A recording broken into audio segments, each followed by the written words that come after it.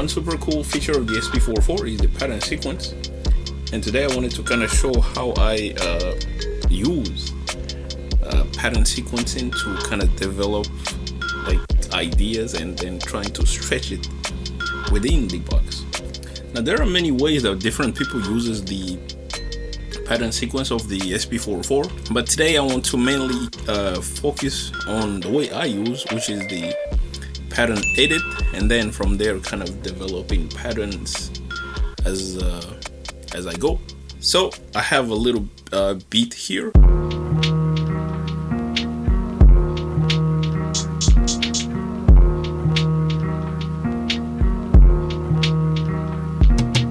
Kind of explain the beat a little bit so it will be easier to kind of move forward from here. So the beat is pretty simple. These are the drums.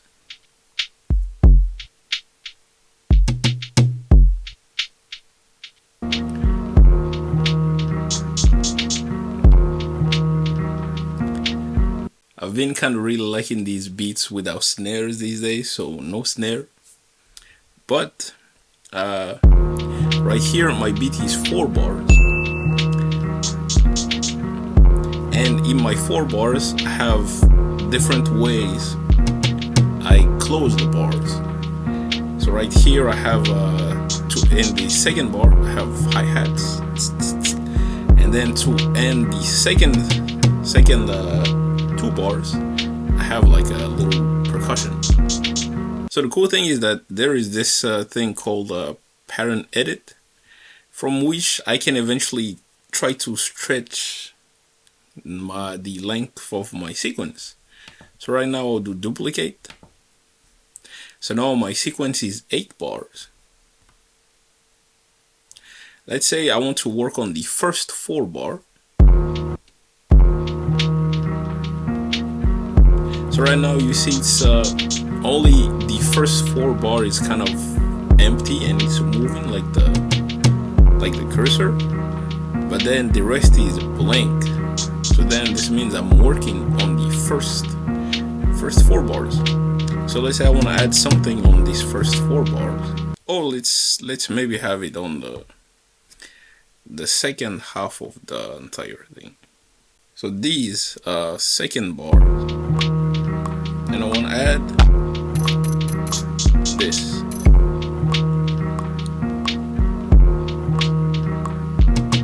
It's very subtle, but it's there. Now let's see on this last bar as well. I want to kind of work up the sample a little bit because the sample is kind of too repetitive. So I wanna change some stuff about the sample, a little bit about the sequence.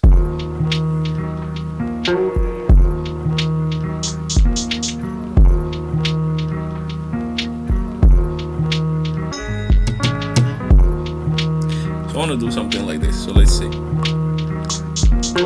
Now of course with this same thing you can also remove stuff. So let's say as far as the intro, or let's say I want to do some sort of intro. So let's say I want to mute the kick somewhere here.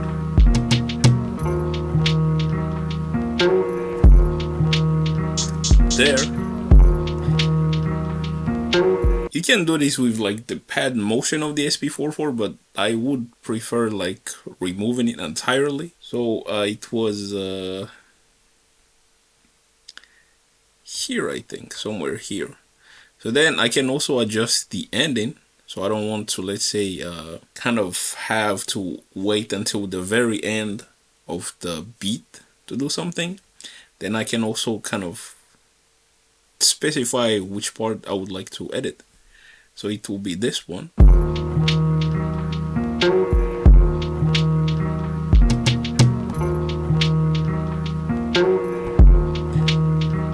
So I would like to remove the kick from that. So the way I would do it is delete. So record, delete.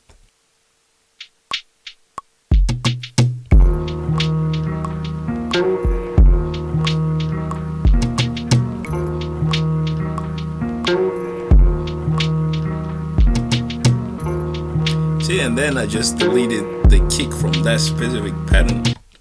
So now if I say I want to go back to listen to everything, so then normally my kick should be deleted right in the middle.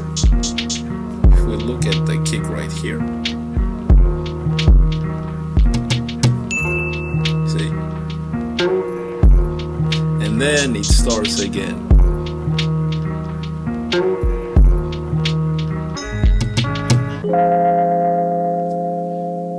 That sounds alright. Let me copy this here, and then I'll try to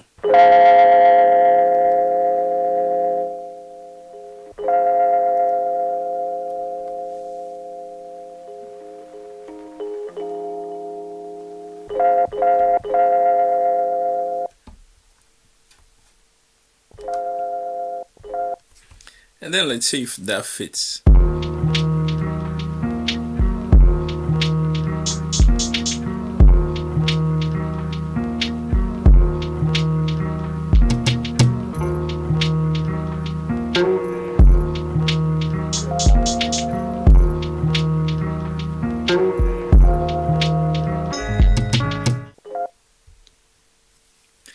Maybe a delay or something.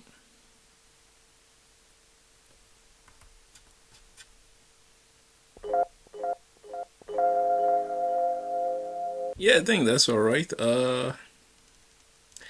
There is a panning somewhere here.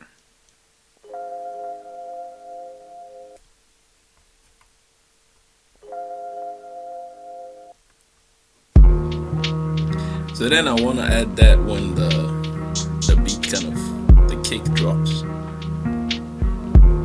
So right here.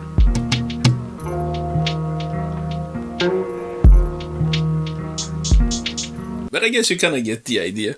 Is to kind of go into the pattern edit and then get more out of the sequence. Right now I have 8 sequence or 8 bars, and then I can eventually duplicate it again and then redo another 8 bar or re-edit the 8 bars that I have, and then kind of progress from there. But the idea stays the same, kind of going from 8 bars then 8 bars. For me, I think, like I said, 16 bar will probably the ideal, and then maybe another 16 maybe, to kind of give in like a little bit of a variation. And then from here I would record into the computer, same as I did before. I'll leave that video in the description. But yes, it goes like this, and then from here it's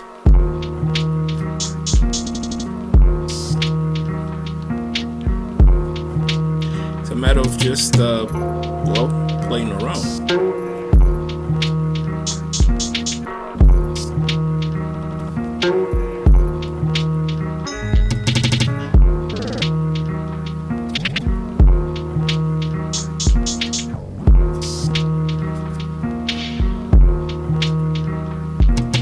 So yes, that's how I sequence my patterns in the SP404. Of course, you have different ways to do this. You have the kind of the sequence or the pattern sequence where you have each pad for different arrangement and also different kind of sequences. With this, you can eventually copy stuff and then remove other things, and then there is this option on the SP404 to have an actual sequence, so you don't have to kind of press anything. Just launch one sequence and then it will just go through what you've set up. But for me, I prefer using this way because eventually I don't want to have like all 16 pads having like all sequences and different things. This allows me to have only one pad, and then with this one single pad I have all the sequence that I need. I can just like move around, kind of adjusting where I want to edit, where I want to remove stuff, and where I want to add stuff. So yes, how do you do your sequencing on the SP404? there are different ways that different people do.